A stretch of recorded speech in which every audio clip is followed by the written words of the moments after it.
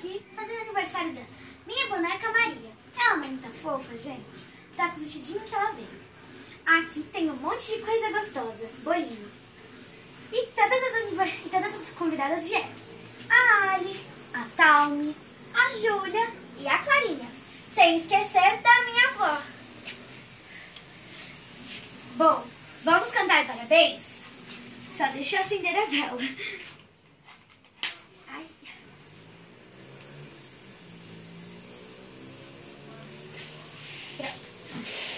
Parabéns pra você nessa data querida. Muitas felicidades, muitos anos de vida. Viva Maria! Viva! Agora ela vai assoprar a vela. Isso mesmo! Viva! Bom, agora vamos ver o presente, rapidinho. É uma boneca e um pônei. Os dois são rosas, a cor predileta da Maria. Olha, pessoal.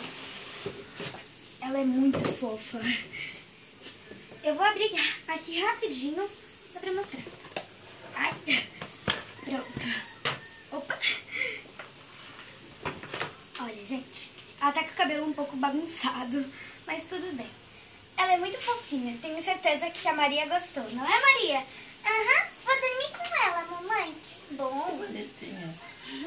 E rosa não é sua cor predileta? É sim. Por isso que eu peguei essa daqui, que é de morango rosinha. Muito fofo, não? Aham.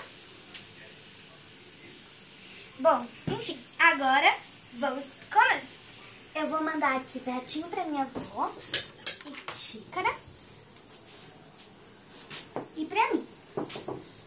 Maria, vai querer alguma coisa? Vó, o quê? Um pedaço do bolo. Um bolinho? Uhum. Ó, vou pegar um pouquinho aqui pra você. Muito bom, não é? Aham.